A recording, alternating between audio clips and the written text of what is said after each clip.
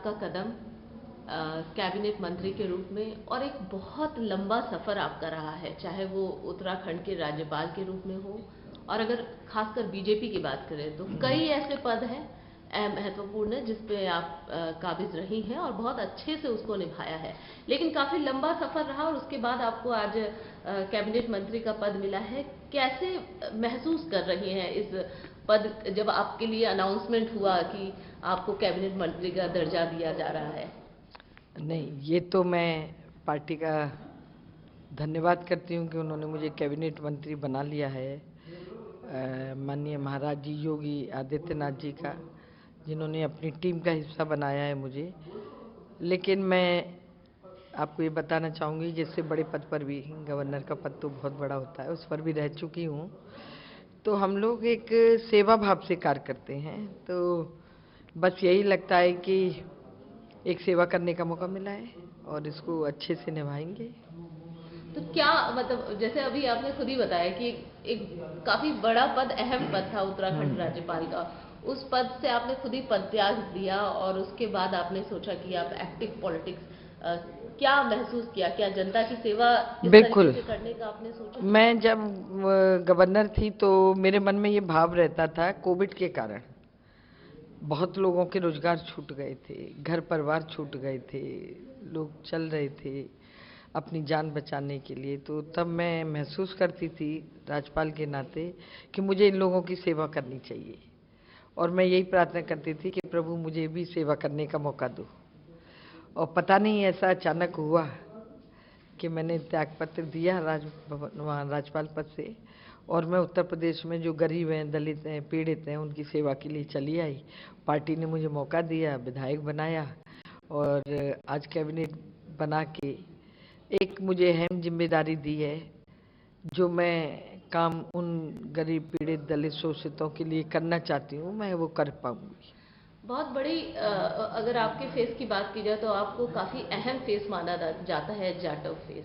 खासकर अगर महिलाओं की बात करें, पूरे वर्ग की ही बात कर ले और खासकर महिलाओं की बात करें, बीइंग अ वुमेन आपकी क्या जिम्मेदारी रही? किस तरीके से जो दलित महिलाएं हैं उनके लिए क्या कोई विशेष आपने पहले से सोच रखा है? जैसे आपने कहा कि मैंने पद त्याग किया जनता की सेवा के लिए, महिलाओं के लिए कुछ विशेष आपने सोचा है?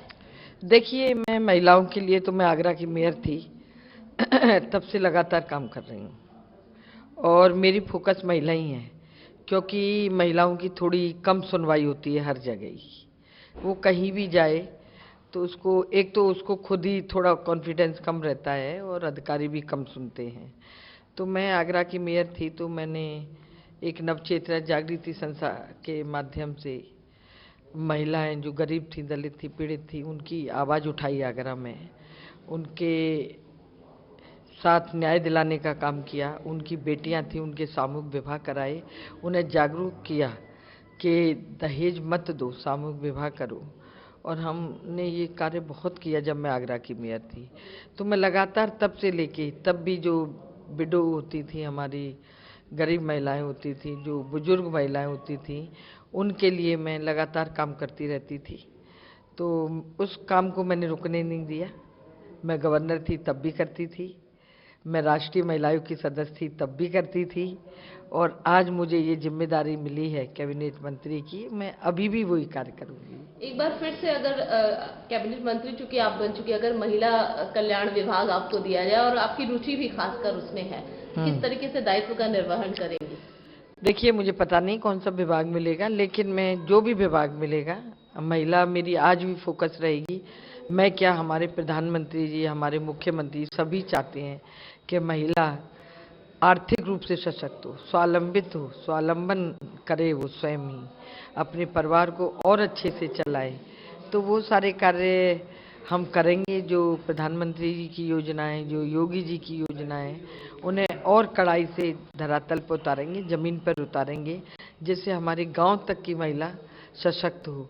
और मोदी जी का तो ये नारा भी है कि महिला नारी सम्मान, नारी शक्ति सम्मान, जैसे वो देते हैं और महिलाओं का बड़ा आदर करते हैं, उन्हीं के उसी भाव को हम आगे बढ़ाएंगे। एक अहम और अंतिम सवाल, जैसे ही योगी मंत्रिमंडल बना और पहली कैबिनेट की मीटिंग के बाद ही एक बड़ा अनाउंसमेंट, जनता को सौगात फ्री राशन का, किस तरीके से देखती है और समाज में इसका मैसेज कैसे देखती है?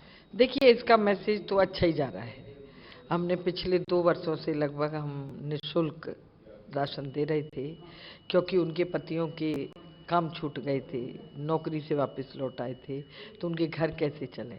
तो इसके लिए प्रधानमंत्री जी ने, मुख्यमंत्री जी ने सोचा, वो योजना लागू की हमने, और इससे जनता में एक विश्वास जगा कि जो भारतीय जनता पार्टी कहती है वो करती भी है। हमने उसी विश्वास को और आगे बढ़ाया है, और फिर हम 3 महीने तक उन्हें निःशुल्क राशन दे रहे हैं। लेकिन कई ऐसे नेता हैं जिन्होंने, चूंकि आप जाटव फेस हैं इसलिए पूछना बहुत जरूरी हो जाता है, स्वामी प्रसाद मौर्य जी की बात कर ले या अन्य, ये कहा कि दलितों वंचितों के लिए बीजेपी है ही नहीं, जिस तरीके से बीजेपी, और इसीलिए पार्टी भी उन्होंने छोड़ दिया। क्या मानती है, क्योंकि आप तो एक फेस हैं जी। आप क्या कहेंगे, जो दलित समाज है, जो वंचित समाज है, जो देख रहा है आपको, उनको क्या मैसेज देना चाहेंगे या क्या कहेंगे? देखिए, मैं, जो मुझे देख रहा है, जो बड़ी आशा से मेरा दलित, वंचित और पीड़ित समाज देख रहा है मुझे, उनको मैं यही कहना चाहूँगी कि मैं खुद जाटव समाज से आती हूँ। भारतीय जनता पार्टी ने मेयर से लेके और गवर्नर से लेके और कैबिनेट मंत्री तक बनाने का काम किया है। एक दलित चेहरा मुझे बना के पार्टी इतना ऊपर तक लेके आई है। मैं राष्ट्रीय उपाध्यक्ष भी हूँ भारतीय जनता पार्टी की।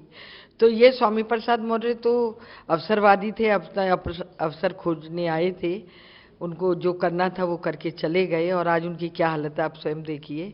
लेकिन हम लोग सच्चे मन से, अच्छे भाव से गरीबों की, पीड़ितों की, दलितों की सेवा करना चाहते हैं, इसीलिए जनता ने हमें दोबारा मौका दिया है धन्यवाद। और हम कार्य कर रहे हैं।